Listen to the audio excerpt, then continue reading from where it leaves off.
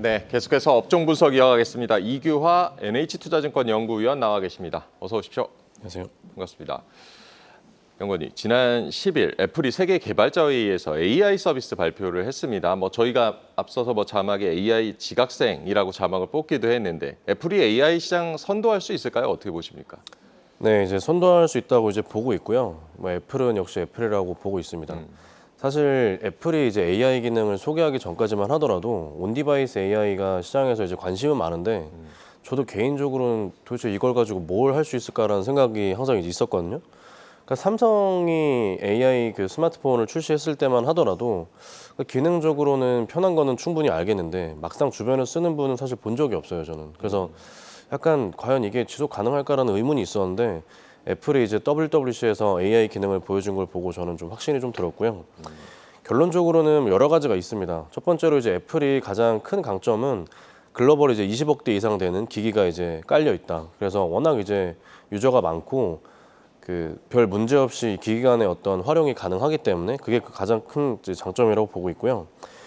프라이버시 관련해서 사실 우리나라에서는 별로 이슈가 안 되는데 미국에서는 이 챗GPT를 통한 이런 어떤 그 개인 정보 보안 그런 게 이제 충분히 이제 뚫릴 수 있다라는 우려가 좀 많습니다. 근데 애플이 항상 과거부터 강조해 왔던 게 정보 보안에서 항상 이제 크게 좀 그 강점을 가지고 있기 때문에 이런 게 나중에는 분명히 이제 시장에서는 주목을 받을 거라고 보고요.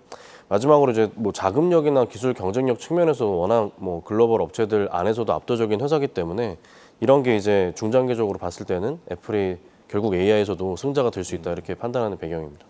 네, 애플이 AI에서 승자가 될 수 있다. 글로벌 20억 대 이상의 유저들 그리고 프라이버시 보호 정책, 자금력, 기술 경쟁력까지 높게 평가를 해주셨습니다. 애플의 AI 전략을 보니까 자체 개발하는 것보다는 어쨌든 협업 방식으로 좀 이루어지는 것 같은데요.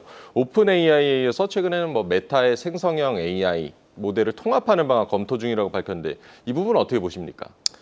솔직히 말씀드리면 되게 의외였습니다. 왜냐하면 메타랑 사실 애플이 그렇게 사이가 좋지는 않거든요. 아시는 것처럼 SNS의 어떤 그런 이슈 때문에 솔직히 어떤 걸 하려고 하는지 제가 정확히는 모르겠습니다. 다만 이제 예상이 되는 부분은 지금 이제 애플이 물론 자체적인 언어 모델도 개발하고 있긴 하지만 아직은 경쟁 업체 대비해서 좀 부족할 수 있기 때문에 그런 쪽으로 좀 논의를 하는 게 아닌가 좀 생각이 들고요.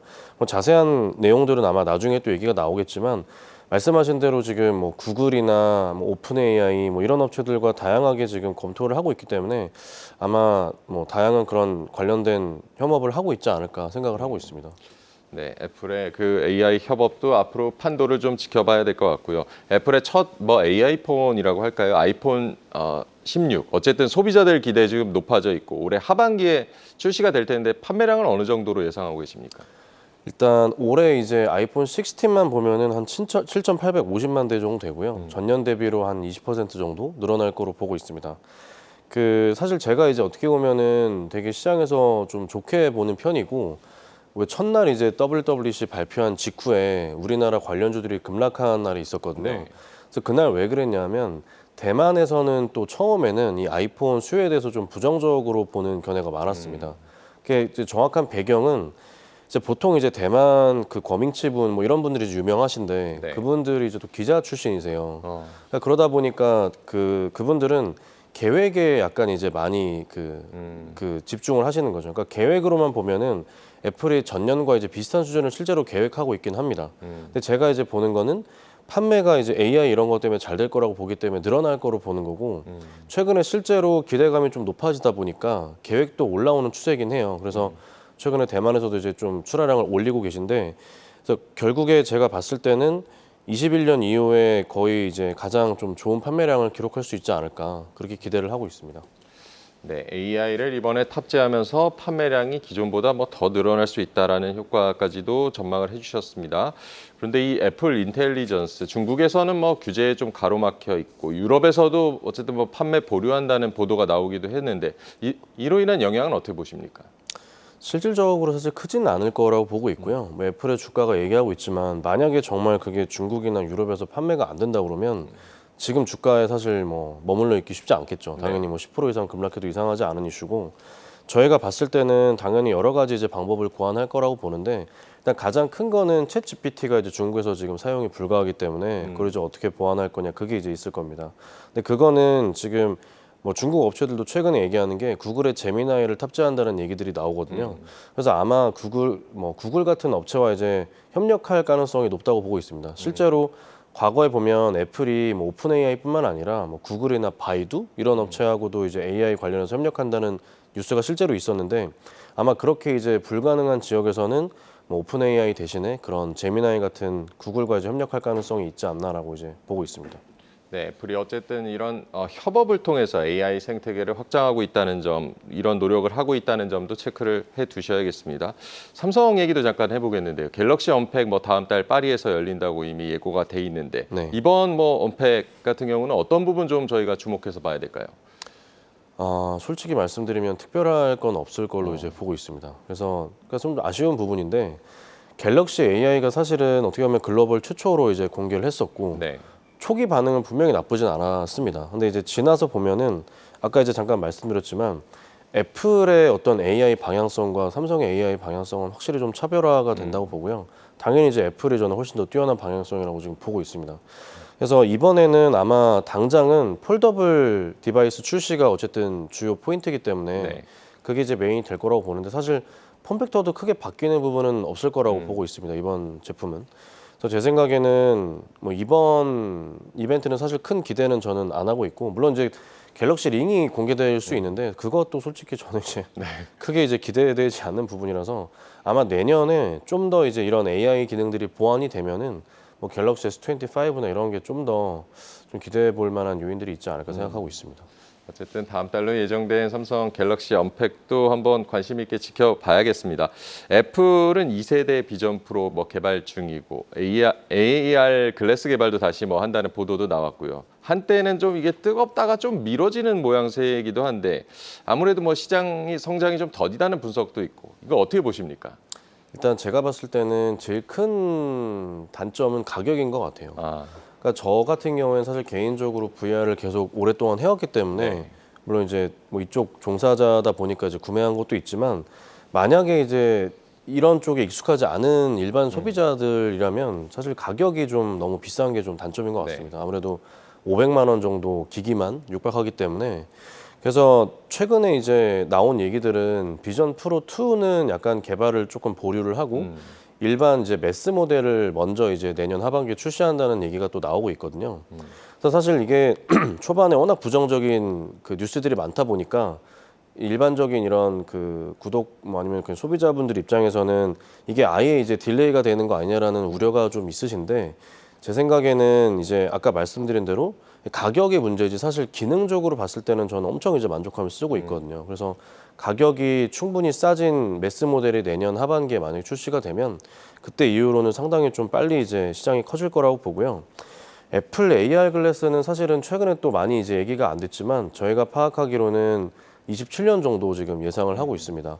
그래서 기술적으로 봤을 때 이 애플 AR 글래스는 지금 보시는 것처럼 사실 폼팩터가 훨씬 더 얇고 가볍게 이제 만들어져야 되는데 당연히 이제 만들기 힘들죠. 지금 기술로는. 그래서 26년 정도에 아마 메타가 먼저 그 레이벤 선글라스를 이제 이런 기능들을 탑재한 글래스를 먼저 이제 출시할 거라고 보고 있고요. 27년 정도에 이제 애플이 아마 이런 글래스를 출시할 가능성이 높지 않나 이제 파악하고 있습니다. 네. VR 이 막 가격이 부담이고 가격이 좀 싼 제품들이 나오면 시장이 커질 수 있다. 애플의 AR 글래스는 2027년 출시를 예상하고 계시다는 점도 언급을 해주셨습니다. 결국 뭐 국내 어떤 기업들이 좀 이런 관련해서 주목을 받을 것인가가 궁금한 건데요. AR 글래스 쪽으로는 국내에서 사피엔 반도체가 꼽히던데 지금 보니까 주가는 조금 내려와 있는 상태고 사피엔 반도체 어떻게 보고 계십니까? 사피엔 반도체를 이제 저는 중장기적으로 봤을 때 이 AR 안경 시장에서 가장 좀 수혜가 클 수 있는 업체라고 보고 있고요. 이 회사를 간략하게 소개해드리면 이 AR 안경에는 마이크로 LED라는 새로운 좀 이 디스플레이가 들어가야 됩니다. 네. 근데 여기에 가장 중요한 역할을 하는 것 중에 하나가 그 디스플레이 드라이버 IC 역할을 하는 그 백플레인이라고 하는데 이거를 이 회사가 이제 하는 거고요. 쉽게 말씀드리면은 어떤 LED를 뭐 껐다 켰다 할지 정해주는 그런 이제 두뇌 역할을 한다고 보시면 됩니다. 네. 근데 이 회사가 실제로 삼성 디스플레이한테 이미 투자도 이제 받은 회사고 지금 뭐 글로벌 메타, 뭐 애플, 뭐 중국계 이런 업체들하고 다 지금 공동 개발을 하고 있기 때문에 그 향후에 이제 포텐셜이 되게 크다고 보고 있는 회사고요. 매출 기준으로도 나중에 이제 기기가 출시가 되면 대당 $20에서 $30 정도까지 매출액이 나올 수 있어서 뭐 향후에 이제 시장이 커지면 크게 이제 수혜를 받을 수 있는 업체죠. 그래서 이 회사를 중장기적으로는 매우 좀 이제 좋게 보고 있는 상황입니다. 네. 사피엔 반도체 AR 안경 시장이 커지면 가장 뭐 주목하고 있는 기업 중에 하나로 꼽아 주셨습니다. 애플이 뭐 처음으로 아이패드 프로에 OLED 패널 또 탑재했다고 하는데 삼성 디스플레이와 LG 디스플레이가 실적 반등에 대한 기대감도 이와 관련해서 좀 높아지고 있는데 전망 어떻게 보십니까? 네, 그 제가 사실 OLED 업황에서 가장 중요하게 이제 봤던 부분은 이 아이패드 프로가 처음 이제 OLED가 탑재가 됐는데 이게 잘 팔리면 앞으로 OLED가 좀 더 이제 빠르게 확산이 될 거고 잘 안 팔리면 좀 더 정체가 될 거라고 봤었는데 다행히 지금 판매가 예상보다 좀 좋은 것 같습니다. 그러니까 확실히 소비자 입장에서는 OLED가 탑재되면서 가격이 생각보다 전작 대비로 크게 안 올랐는데 두께랑 이제 이 무게가 얇아지고 가벼워지다 보니까 그 부분이 좀 소비자분들한테 좀 먹히는 것 같아요. 그래서 최근에 보면은 내년에 또 출시될 아이폰 17에는 에어 모델이라고 해서 좀 더 얇은 이런 아이폰이 출시된다는 얘기들이 또 나오고 있거든요. 그래서 OLED 관련된 국내 밸류 체인들의 수혜가 좀 중장기적으로 기대가 되고 LGD 같은 경우에도 최근에 이제 어쨌든 주가가 좀 반등을 했는데 아이폰을 올해 또 크게 이제 늘어날 그 가능성이 있기 때문에 그런 점에서 이제 이 국내 디스플레이 업체들이 하반기 확실히 좀 좋아질 수 있을 것 같다 이렇게 보고 있습니다. 네, 국내 디스플레이 업체들 OLED 밸류 체인의 확장과 맞물려서 기대된다라고 전망을 해주셨습니다. 연구위원님께서는 LG 디스플레이가 북미 신형 스마트폰 디스플레이 납품이 2분기 말에서 3분기 초부터 시작되고 최대 생산 능력에 가까운 물량을 공급할 거라고 보셨는데 이건 어떤 얘기인가요? 이제 LG 디스플레이가 항상 여태까지 문제가 됐던 게 뭐냐면 아이폰을 제때 공급을 못 한다는 게 이제 문제였습니다. 그래서 삼성 디스플레이가 예를 들어서 6월 말에서 7월 초부터 양산이 들어가면 LGD는 뭐 본인들의 이슈가 있었을 때도 있었고 뭐 애플의 이슈가 있었을 때도 있었는데 항상 이제 8월, 9월 이렇게 이제 들어가다 보니까 그 초기 1, 2개월이 사실 되게 크거든요, 물량이. 그래서 그거를 못하면서 하반기 실적이 안 좋았었는데 올해는 별 문제 없이 삼성 디스플레이와 비슷하게 6월 말에서 7월 초부터 지금 본격적인 아이폰 양산이 좀 들어갈 것 같고요. 그것도 심지어 이제 그 연간 최대 생산 능력이 7천만 대인데 그거에 거의 육박하는 수준으로 아마 최대 물량을 좀 받은 걸로 저희가 파악을 하고 있습니다. 그래서 실적이 3분기도 턴어라운드 가능성이 있지만 일단은 저희는 조금 더 보수적으로 보고 있고 4분기 실적이 뭐 시장 컨센서스를 뛰어넘는 엄청난 이제 호실적을 기록할 수 있지 않을까 기대를 하고 있습니다. 네, LG 디스플레이 올해는 뭐 아이폰의 초기부터 공급이 가능한 상황이다라고도 긍정적인 전망 해주셨습니다. 아이폰 또 수혜주로 LG 이노텍도 또 빼놓을 수가 없는데 카메라 모듈 뭐 공급하는 걸로 알려져 있고 이 기대감 가져도 될까요? 어떻게 봐야 되겠습니까? 네, 저는 이제 여전히 좀 추가적인 업사이드가 있다고 보고 있고요. 그 LG 이노텍이 어떻게 보면은 최근에 애플 아이폰이 특히 작년에 뭐 중국에서의 어떤 경쟁 심화 때문에 사실 주가가 이제 별로 안 좋았었는데 AI 아이폰이 출시가 되면 저는 시장의 기대보다는 조금 더 잘 팔릴 가능성이 있다고 보고 있고요. 여전히 이제 그 기대감이 뭐 판매 계획이나 아니면 생산 쪽에서 충분히 반영이 안 됐기 때문에 이노텍은 그런 점이 충분히 이제 업사이드로 작용할 거라고 기대하고 있습니다. 네. 어쨌든 뭐 LG 이노텍도 한번 눈여겨서 보셔야 될 것 같고요. 이제 하반기 뭐 이런 아이폰 부품주들 투자 전략은 저희가 어떻게 세워보는 게 좋을까요? 일단 뭐 지금까지 이미 어느 정도 기대감이 반영돼 있긴 한데요. 그 뭐 LG노텍이나 BH 같은 업체들 주가를 보면은 특히 이제 밸류에이션상으로 봤을 때는 여전히 역사적 거의 저점 수준에 머물러 있습니다. 그래서 아직은 뭐 일부 이제 시장에서는 기대를 하시는 분들도 있지만 뭐 보수적으로 보시는 분들도 있기 때문에 오히려 저는 이제 출시 전까지는 계속 좀 모멘텀이 있을 거라고 보고 있고 실제로 만약에 판매가 된 다음에 판매량이 좋다는 게 확인이 되면은 주가가 좀 더 이제 오를 수 있기 때문에 뭐 그런 관점에서 봤을 때는 여전히 저는 좀 저가 매수, 뭐 조정 받을 때마다 사는 게 유효하다라고 보고 있습니다. 네. 아직 뭐 일부 시장에서 출시 전까지는 모멘텀이 있을 수 있다. 출시 이후에도 이제 판매량을 보면서 대응하자는 조언도 해주셨습니다. 오늘 이규화 NH투자증권 연구위원과 얘기 나눠봤습니다. 고맙습니다. 네, 감사합니다. 계속해서 다양한 경제 이슈를 알고 싶다면 구독과 좋아요, 알림 설정 부탁드립니다. AI 캐스터 권미정이었습니다.